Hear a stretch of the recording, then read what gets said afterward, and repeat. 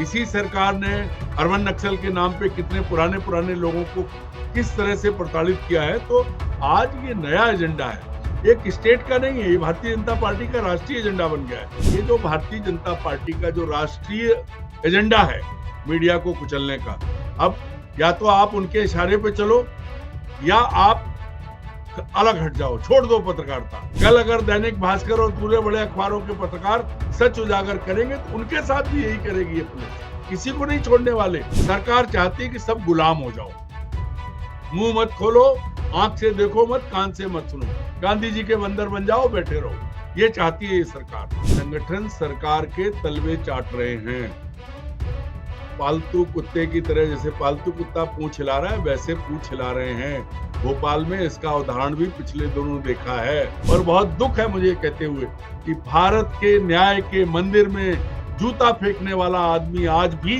भले ही वो वकील हो, भले ही वो खुद को दलित कहे, लेकिन उसने भारत की न्याय व्यवस्था पर जूता मारा और आज भी आजाद बैठा है।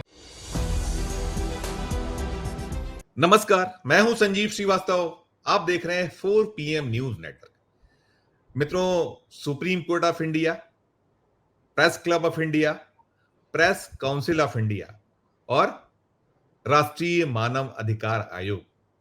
आप सोच रहे होंगे मैं क्या गिना रहा हूं, क्या कह रहा हूं। बिल्कुल मैं इसलिए गिना रहा हूं कि ये सारे के सारे जो सर्वोच्च संस्थाएं, देश की संवैधानिक संस्थाएं, अंतिम यदि उम्मीद तो कोर्ट, दरअसल जो देश के मीडिया का हाल है, नरेंद्र मोदी जो दौर है, बीते 11-16 से कुछ ज्यादा का वक्त है, देश में अजब गजब किस्से होते हैं और कोई देश का राज्य, कोई क्षेत्र अछूता नहीं जहां ये चौथा स्तंभ है जो आंखों में आंखें डालकर सवाल करता है सरकार से, या जो सिस्टम है, सिस्टम की कमियां खामियों को उजागर करता है, तो फिर उसका हश्र क्या होता है ये उजागर करने वालों को। और मैं ये सारी बातें इसलिए कर रहा था, मैंने आपको इसलिए गिनाया कि बात करने जा रहा हूं देश के दिल मध्य प्रदेश की, मध्य प्रदेश के उन 2 पत्रकारों की जिन्हें एक 6 महीने से ज्यादा का वक्त हो चुका है और जो दर-दर की ठोकरें खा रहे हैं। क्यों दर-दर की ठोकरें खा रहे हैं? क्योंकि उन्होंने सिस्टम जो है, पुलिस और जो कह सकते हैं खाकी और खादी है, जो बाकी तंत्र है, इसको उजागर करने का प्रयास किया था, खबरों को दिखाना शुरू किया था कि कैसे खनन माफिया क्या कुछ कर रहा है और उसकी क्या-क्या सजा उन्हें भोगनी पड़ी थी। उन्हें ये सब जगह हुआ है, वो प्रत्येक जगह हुआ है और अब हो आने के बाद उन्होंने दरवाजा खटखटाया है देश की राष्ट्रपति द्रौपदी मुर्मू जी का और साथ में सुप्रीम कोर्ट ऑफ इंडिया के जो चीफ जस्टिस हैं BR गवई साहब। मांग ये की गई कि अब वे थक गए, हार गए हैं कोशिश करते करते, लड़ते लड़ते, और अब उन्हें इच्छा मृत्यु की अनुमति दे दी जाए। चौंकिए नहीं, ऐसा बहुत बार होता है, मांगी जाती है, लेकिन यह कहीं दिखलाता दर्शाता है कि किस तरीके का सिस्टम हमारा हो चुका है और कोई खौफ, कोई भय नहीं। और जो सरकारें हैं, ये जो हुकूमतें हैं, वो कैसे एक उन्हें ढाल की तरह मदद करती हैं सिस्टम का, या जो करप्ट हैं या जिन पे आरोप आक्षेप है। मैं नहीं कहता इसमें जिन पे आरोप है वो करप्ट हैं, भ्रष्ट हैं, कहीं कुछ नहीं, हो सकता है बहुत अच्छे हों, लेकिन ये जो पत्रकार भी जो लड़ रहे हैं वो भी ऐसा तो नहीं है कि सिर्फ और सिर्फ एक तरफा हो। तो आज हम इसी मसले, इसी मुद्दे पर बात करने की चलेंगे। खास मेहमान, सबसे पहले उनको जोड़ता हूं। जुड़ गए हमारे साथ सीनियर जर्नलिस्ट अरुण दीक्षित साहब। अरुण जी, बहुत बहुत स्वागत। बार बार मुझसे कहा जाता है, मैंने कई बार ये खबर में 1 मई 2025 को मध्य प्रदेश के भिंड में हुई थी। भिंड में कुछ आधा दर्जन से ज्यादा पत्रकार निकले थे जिनको मारने उन्होंने कहा था कि हमें SP ऑफिस बुलाकर पीटा गया, मारा गया, चप्पलों से पीटा गया, और कहीं यह भी कहा गया था कि 1 आध 2 की तो पेशाब भी निकाली थी, इतना पीटा गया। अब ये मामला आपको ध्यान है, हम इसके पहले भी एपिसोड कर चुके हैं कि इस वक्त ये मामला हाई कोर्ट की ग्वालियर खंडपीठ में चल रहा है, केसेस हो रहा है उसमें, चूंकि तारीख पे तारीख मिल रही है और कोर्ट से नहीं हताश है वो जो पत्रकार अमरकांत सिंह चौहान और शशिकांत गोयल, 2 पत्रकार हैं। दोनों ने चिट्ठी लिख दी। पहले आप चिट्ठी की, मैं आपको इमेज देगा, चिट्ठी देखिएगा दोनों की। अरुण जी, चिट्ठी देख ली, ये चिट्ठी लिखी गई है राष्ट्रपति महोदया को, सुप्रीम कोर्ट ऑफ इंडिया के जो चीफ जस्टिस साहब, उन्होंने कहा है हमें इच्छा मृत्यु दे दी जाए। और आपको पूरा केस पता है, दर्शकों को पता है, लेकिन जो उनकी हार गए वो मैं आगे सुनाऊंगा, दिखाऊंगा, उनके पास वीडियो बयान भी है। और कहीं उनका यह है कि अब हम भाग भाग के थक चुके हैं, हम अपने घर नहीं पहुंच पा रहे, भिंड नहीं पहुंच पा रहे, क्योंकि वो जो SP को लेकर जिन्होंने जो आवाज उठाई थी, SP तो अभी वही है, वो पूरे के पूरे पुलिस वाले वही जिनके खिलाफ ये लड़ने को आ गए थे। और वैसे भी कहा गया है कि आप सिस्टम से नहीं लड़ सकते, या जो आज के दौर में लड़ना बड़ा कठिन है। पहली प्रतिक्रिया आपकी। संजीव जी, बहुत ही दुखद है अगर कोई व्यक्ति व्यवस्था से परेशान होकर अपनी जान देने की स्थिति में आ जाए, और वो देश के सर्वोच्च संस्था राष्ट्रपति भवन और सुप्रीम कोर्ट ऑफ इंडिया, ये दोनों हमारे मुख्य न्यायाधीश और राष्ट्रपति महोदया, सब इनसे बड़ा कौन है इस देश में? अब उनसे कह रहे हैं कि हमें अपनी जान देने की अनुमति दे दीजिए। इसका मतलब ये है कि वो बेहद प्रताड़ित और दुखी है। और इस किस्से को हम और आप तब से ही देख रहे हैं जब ये हुआ।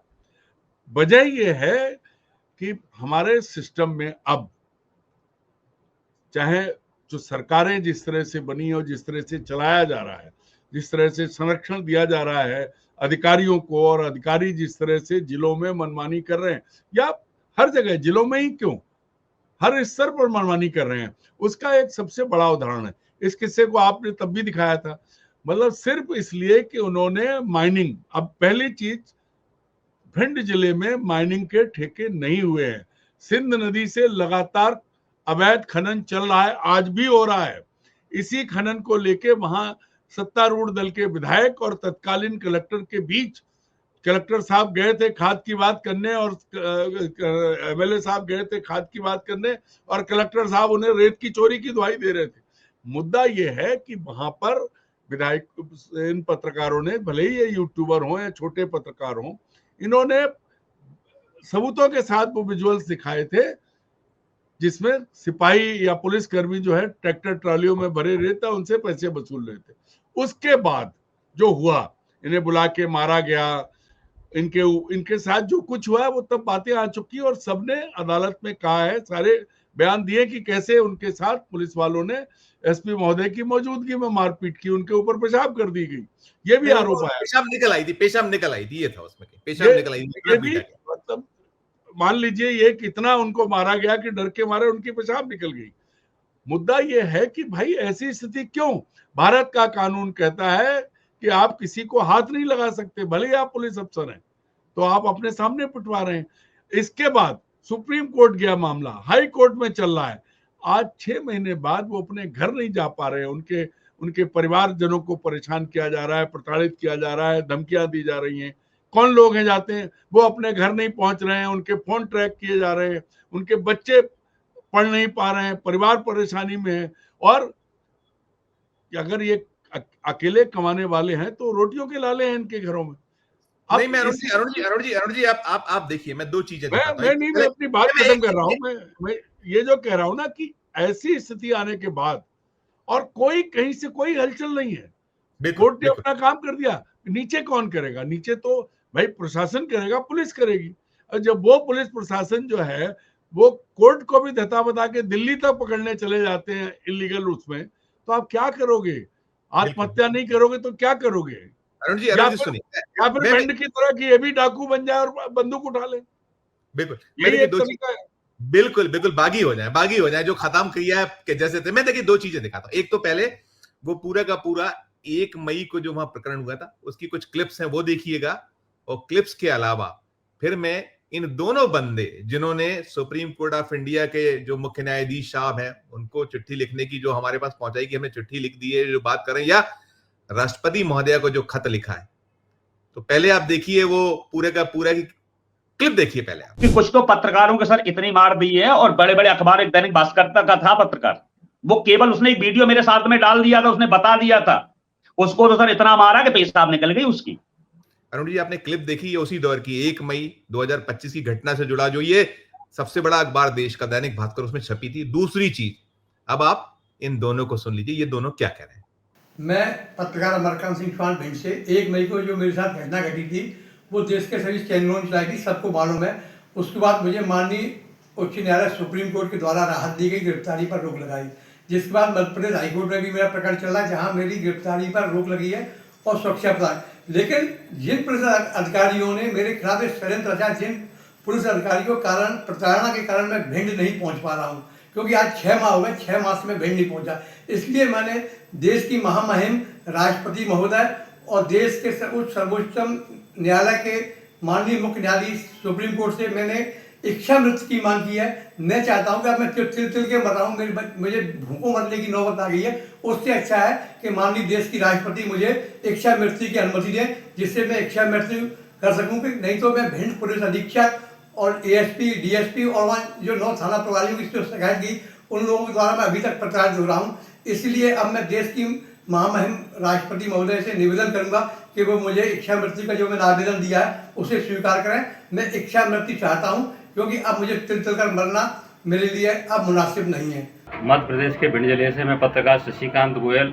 आपको जैसा कि याद होगा 1 मई 2025 को जो हम भिंड जिले में एसपी कार्यालय में जो घटना घटित हुई थी और मुझे दलित होने के कारण किस तरह से मेरे गालों पर मारा गया था, चप्पलों से पीटा गया था, जाति सूचक गालियों का इस्तेमाल किया गया था, जिसको लेकर हमने प्रेस काउंसिल ऑफ इंडिया में शिकायत की, मानव अधिकार आयोग में शिकायत की, फिर भी हमें कोई न्याय नहीं मिला। तो हमारे जो वकील हैं उनने सुप्रीम कोर्ट में लगाया, जहाँ से हमारी गिरफ्तारी पर रोक लगी है और मामला ग्वालियर के हाईकोर्ट में चल रहा है।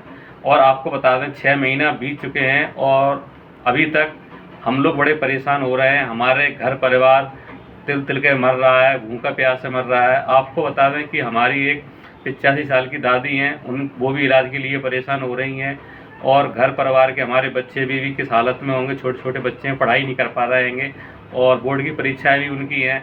और ये सब इसलिए हो रहा है क्योंकि एसपी जो हमारे असित यादव जी हैं, उन्होंने हम पे जो अत्याचार किया है, इससे पहले घटना से पहले हमारे ऊपर ना कोई एफआईआर थी, ना कोई थानों में आवेदन थे। जैसे ये घटना घटित होती है तो कई आवेदन मंगा लिए जाते हैं, फर्जी एफआईआर ठोक दी जाती हैं, जिस कारण से हम भागते हुए फिर रहे हैं। 6 महीने हो चुके, मुझे आज तक न्याय नहीं मिला है। और अब मैं माननीय राष्ट्रपति महोदय से निवेदन करना चाहता हूं कि मुझे इच्छा मृत्यु के लिए स्वीकृति प्रदान करें, क्योंकि अब मैं ऐसे तिल के नहीं जी सकता हूं। क्योंकि 6 महीने से मैं घर परिवार छोड़ के बाहर रह रहा हूं। काफ़ी दिवाली आ गई है और भी त्यौहार आ गए हैं, हम अपने बच्चे परिवार के साथ नहीं रह पा रहे हैं। वो भूखे प्यासे हैं, हम भी यहाँ भी परेशान हो रहे हैं, तिल की ठोकरें खा रहे हैं और हमें न्याय नहीं मिलेगा। तो हमें एक कदम उठाने के लिए उचित लगा, इसलिए हमने महामहिम को आवेदन लिख दिया है। अरुण जी, आपने इनको भी सुन लिया। ये साफ कह रहे हैं कि एक कह रहा है मेरे दादी और बाबा जो बुजुर्ग हैं, बीमार हैं, हम नहीं पहुंच पा रहे हैं, हमारे बच्चों की पढ़ाई रुक गई है, हमें मारे दोनों कह रहे हैं मारे फिरना पड़ा, क्या करें। और देखिए, उनकी उम्मीद तो कोर्ट से ही थी। जैसा आपने कहा, पहले वो ये मामले को ले गए थे, जो प्रेस क्लब ऑफ इंडिया तक पहुंचा था हमारे द्वारा उठाने का। 4 PM की खबर को संज्ञान में लिया था। दिग्विजय सिंह जी ने हमसे कहा था कि ये कौन लोग हैं। ये सिंधिया तक पहुंचा था, ज्योतिरादित्य सिंधिया तक। ज्योतिरादित्य सिंधिया तक पहुंचने के पहले पुलिस उठा ले गई थी। फिर ये गए थे प्रेस क्लब ऑफ इंडिया। मैंने गौतम लहरी जी जो प्रेस क्लब इंडिया के अध्यक्ष हैं, उनको निवेदन किया था कि हाँ, ये खबर सही है जो आप मुझसे पूछ रहे हैं। उन्होंने इस मामले पर संज्ञान लिया था। ये गई हुई है press club council of India, और वो प्रेस काउंसिल इंडिया से पूछा है अभी 2-3 दिन पहले कि हमने तो आपको 2 चीजें भेजी हैं, ये घर में नहीं है, तो कौन इनको बताएगा, इनके बुजुर्ग दादा दादी या घर में ताले जैसी स्थिति, कैसे वो जाएं। लेकिन उनकी मजबूरी है। अब कोर्ट में तारीख पे तारीख होती है, क्योंकि कोर्ट की अपनी मजबूरी है। लेकिन ये जो कहना, ये निरीता। और मैं इसमें ये पूछूंगा अरुण जी, एसपी साहब बेहद निहायत ईमानदार है, असित यादव साहब, उनसे ईमानदार शायद नहीं होगा। ये लोग उनको कहीं डिफेम कर रहे हो। सरकार तो यही, उन्होंने भी ये कहा था कि ये जो है ब्लैकमेलर हैं पत्रकार। तो मैंने उनसे पूछा था जब ये मामला हुआ था कि ब्लैकमेलर थे, इनके खिलाफ कोई पुराने मामले दर्ज हैं हुजूर, हो तो दीजिए। उन्होंने कहा था हमारे पास कोई मामला नहीं है पुराना। हिस्ट्री पूछी थी, हिस्ट्री नहीं दे पाए थे। लेकिन बाद में शिकवे शिकायतें और सारा कुछ, ये केस ओपन होने, इनके द्वारा सीधे कहीं प्रेस कॉन्फ्रेंस करने, आवाज उठाने के बाद इनके खिलाफ केसेस हुए हैं। अलग बात की तारीखों में, नोटिस मेरे पास है तारीखों के, वो हम पहले दिखा चुके हैं। अब सबसे बड़ा मसला ये है कि इतने ईमानदार एसपी हैं, सब कुछ है। उनकी 2 मांगे हैं, ये जो पत्रकार पीड़ित हैं, कि भाई एक तो एसआईटी बनाए और निष्पक्ष जांच और एसपी को हटा दिया जाए। लेकिन सरकार तो टसके मस नहीं, और एसपी साहब को ठीक है। अब इनका विकल्प क्या है सर? देखिए, आपने कहा हम किसी की ईमानदारी पर सवाल नहीं उठा रहे हैं, बात व्यवस्था की हो रही है और ये हो रहा है। मैं आपको एक बात बताता हूं। संयोग से मैं व्यक्तिगत तौर पर जब मैं अपने घर जाता हूं तो मैं उसी रास्ते से गुजरता हूं, और मैंने रेत के बड़े ट्रैक्टर ट्रालियों से, डंपरों से अपनी आंखों से वसूली होते देखी है। ये एक सामान्य बात है। भिंड में इलीगल माइनिंग हो रही है, विधानसभा में ये मामला उठ इस चुका है। तरफ नहीं हो रही है अरुण जी, इसके आए हर तरफ हो रही, छलनी है नर्मदा सर। पूरा मध्य प्रदेश, जो पूरा मध्य प्रदेश जिसको नर्मदा जिसको जीवित व्यक्ति का दर्जा दिया उसकी दुर्गति है। मैं आपको बताया, इसमें एक किस्सा सुनाता हूं कि एक पदयात्री, एक सन्यासी निकल रहा था नर्मदा का परिक्रमा करते हुए, और उसने वीडियो, जो हाईटेक सन्यासी अपना उसकी यूट्यूब पर भी डालता जा रहा था, तो उसने पोस्ट किया था रास्ते में यही बुधनी और होशंगाबाद जिले का, कि कैसे नर्मदा खोदी जा रही है, तो उसको पकड़ के उससे वो डिलीट करा दिए गए थे। ये मध्य प्रदेश की व्यवस्था है, ज्यादा समय नहीं हुआ है। मैं आपसे एक बात कह रहा हूं कि पुलिस अचानक ये सब लुटेरे, ब्लैकमेलर, मक्कार, बदमाश सब हो गए। इससे पहले ये कल के पैदाइशी तो नहीं है, पुराने पत्रकार हैं, लोग उन्हें जानते हैं। मैंने पूरी पड़ताल की थी अरुण जी, इनके खिलाफ कोई केस नहीं है, लगातार अच्छे लोग हैं, कुछ काम भी करते हैं अपने, किसी की होटल है, किसी की दुकान है, सब बंद है, और सारी तस्दीक के बाद हमने ये खबर दिखाई, लगातार दिखाई। संजीव जी, मैं वही कह रहा हूं कि अचानक, मैंने पहले भी कहा आपसे, मैं आज फिर कहता हूं कि अब एक एसपी साहब के संरक्षण में, मान लिया जाए कि उनके संरक्षण में नहीं हो रहा है और उन्हें ज्ञान नहीं है, तो ये भी बड़ा सवाल है कि जिले में पत्रकार पिटे हुए एसपी साहब को नहीं मालूम।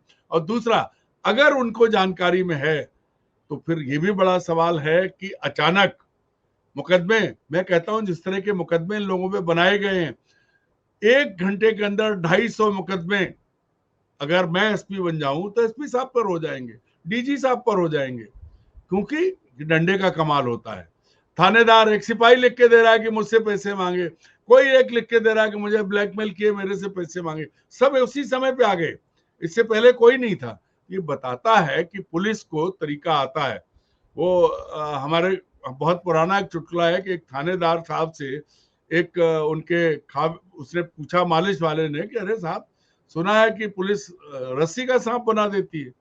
और थोड़े दिन बाद, तब तो थानेदार साहब चुप रहे, बाद में उन्होंने ऐसा फंसाया कि वो मालिश वाला जो है जेल में पहुंच गया, और सारी चीजों का लेकर के किस्सा बड़ा है।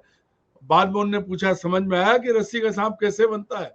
तो यहाँ जो किया गया है वो सिर्फ इन सभी को, दरअसल ये एक मैसेज देने की, संजीव जी बहुत गंभीर बात है, ये लोग जो अपना इंडिपेंडेंटली काम कर रहे थे, इनको पीट के, इनको सिंगल आउट करके ये मैसेज उस पूरे मीडिया को दिया गया है। मैं आज कहता हूं आपसे, ये रुकने वाला नहीं है।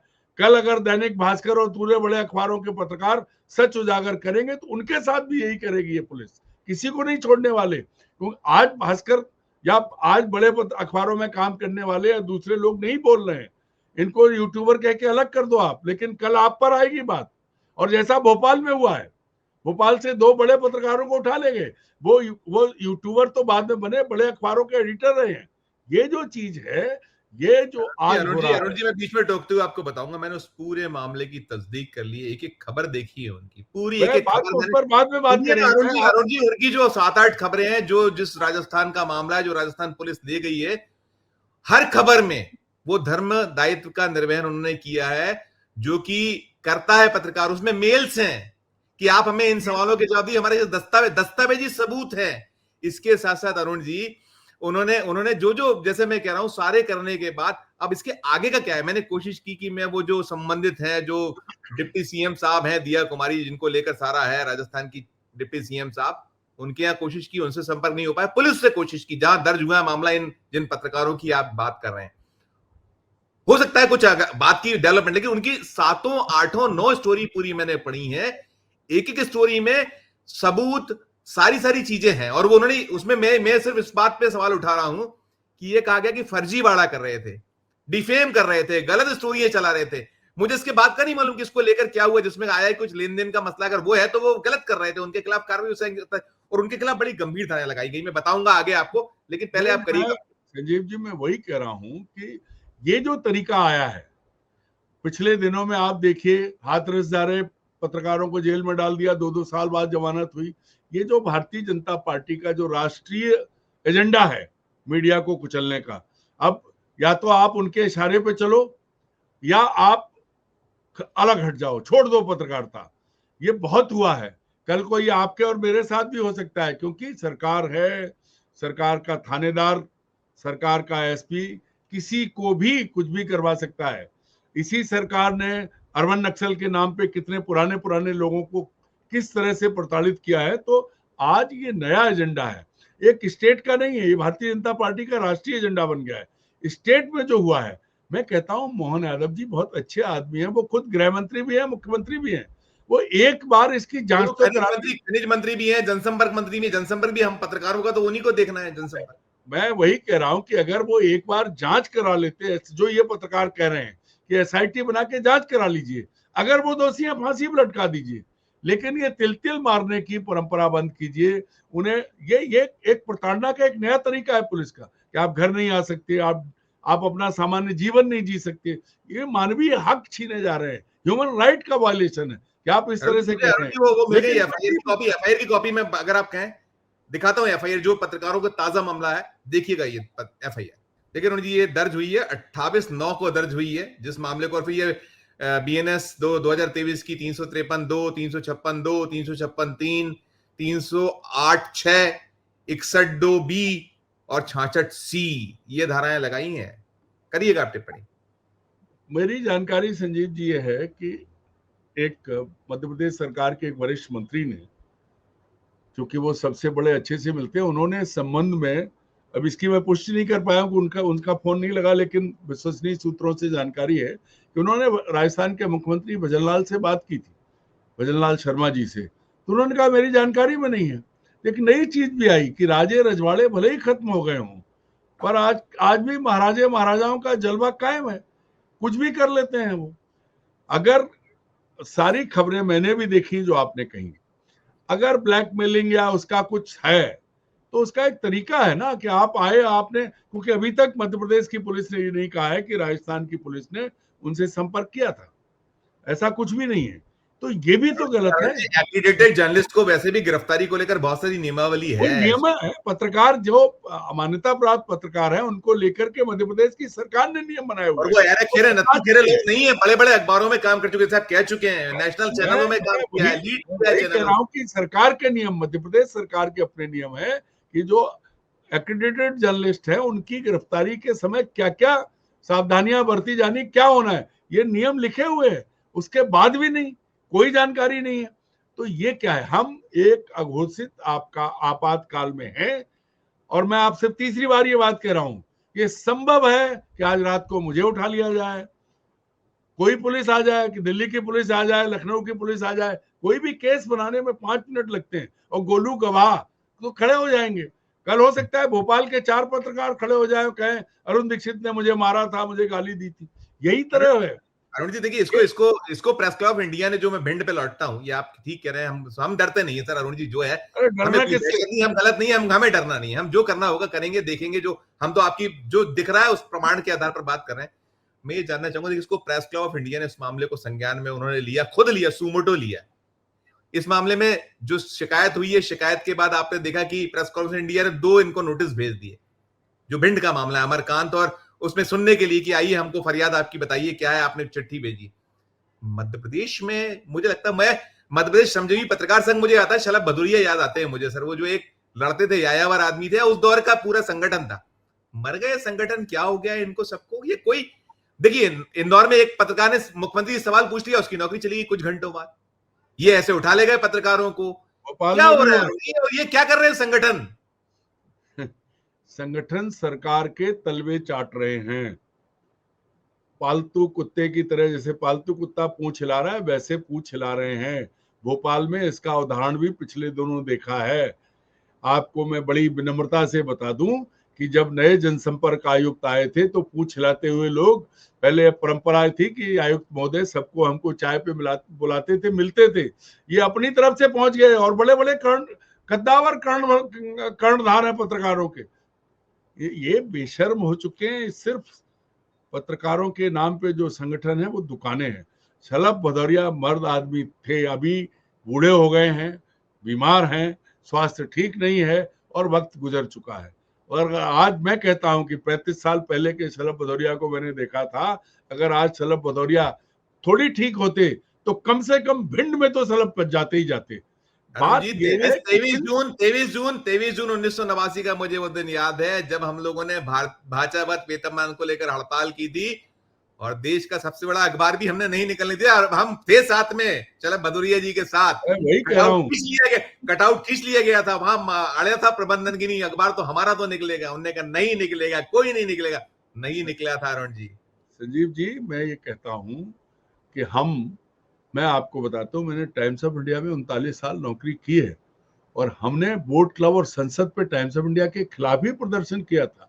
ये वो दौर थे, लेकिन यहाँ तो सरकार सुनना ही नहीं चाहती। अगर आप सच बोले, अगर आप ये कहें कि किस तरह से बच्चे मर गए, दवा नकली थी, किस तरह अस्पताल में अव्यवस्था थी, बच्चियां मर गई, किस तरह पुलिस वाले डकैती डाल रहे हैं, तो आप सरकार के भी दुश्मन और पुलिस के भी दुश्मन, क्योंकि सरकार अपने खिलाफ नहीं सुनना चाहती और पुलिस अपने कॉलर ऊंचे रखना चाहती है। लेकिन पुलिसकर्मी ये भूल जाते हैं कि वो भी हम जो ये कर रहे हैं सरकार तक खामियां कमियां पहुंचाने, ये सीधे नहीं, तो गोदी मीडिया दिखाएगा नहीं, मोदी मीडिया दिखाएगा नहीं, हम सीधे दिखा रहे क्या हो रहा है। और मुझे लगता है इसमें राष्ट्रपति महोदया इनको संज्ञान में लेना चाहिए। क्या इसमें होना चाहिए, इनको न्याय मिल सके, ये अपने घर जा सके।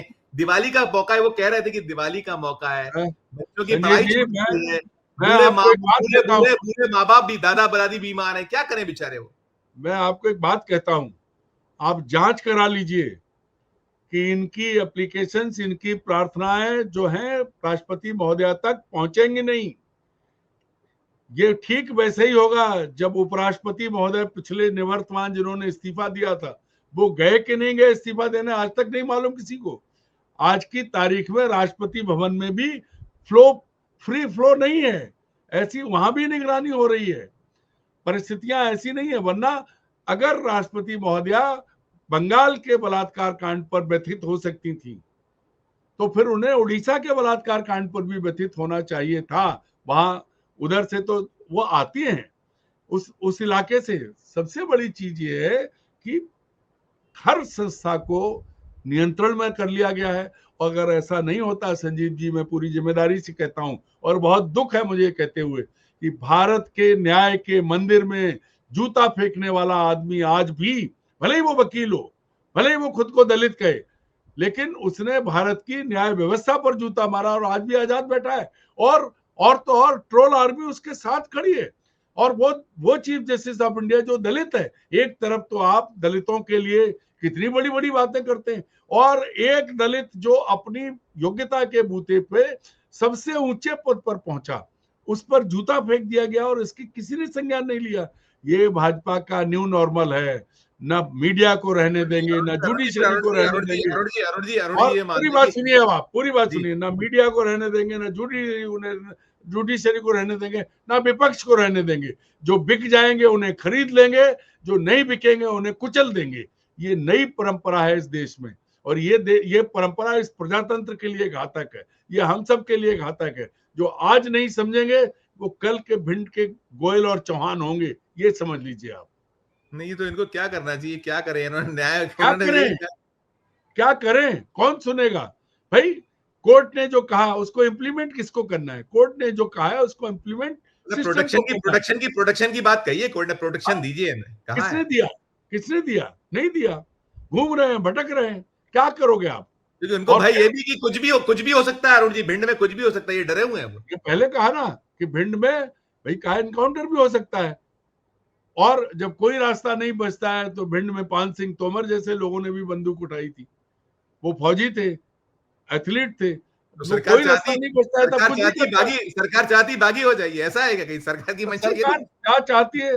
सरकार चाहती है कि सब गुलाम हो जाओ, मुंह मत खोलो, आंख से देखो मत, कान से मत सुनो, गांधी जी के बंदर बन जाओ, बैठे रहो। ये चाहती है ये सरकार, ठीक है, और कुछ नहीं चाहती। हम और आप, हमको आपको मतलब जो है वो बाकायदा जिसको कहे ना कि शिखंडी बनाना चाहती है, कुछ भी नहीं देखना। वैसे तो आज की तारीख में शिखंडी भी ताकतवर है, अपने हक के लिए वो भी लड़ते हैं, हम तो वो भी नहीं कर रहे हैं। नहीं अरुण जी, बहुत बहुत बहुत दुखद और बहुत ही मार्मिक पहलू है, और बहुत संवेदनाओं वाला मामला है, उतनी असंवेदनशीलता, ये दुखद है। अरुण जी, बहुत अच्छी चर्चा के लिए बहुत बहुत धन्यवाद, बहुत शुक्रिया। नमस्कार, धन्यवाद। मित्रों, आपने सुन लिया, ये बेहद बेहद दुखद मामला है, दर्दनाक मसला है, और अब उन्होंने शरण ली है राष्ट्रपति महोदया की। सुप्रीम कोर्ट ऑफ इंडिया के जो मुख्य न्यायाधीश जी हैं, उनका दरवाजा खटखटा है। मिले न्याय तो ठीक, वरना नामालूम क्या होगा। जो इसमें आगे निकल कर आएगा मित्रों दोस्तों, हम आप तक रिपोर्ट करेंगे आगे जो भी अपडेट होगा। लेकिन पूरी चर्चा को सुनने के बाद आपकी अपनी क्या राय है? एक एसपी सिर्फ उसको हटाकर जांच चाहते हैं, और ठीक है उसको ना हटाइए लेकिन प्रोटेक्शन ही दे दीजिए। टिप्पणी कीजिएगा, और हमारी ये चर्चा अच्छी लगी हो तो चैनल को लाइक कीजिएगा, सब्सक्राइब कीजिएगा, ज्वाइन का बटन दबाइएगा तो हमारी हौसला अफजाई होगी। प्यार और स्नेह बनाकर देखते रहिए 4 PM न्यूज नेटवर्क। धन्यवाद, नमस्कार।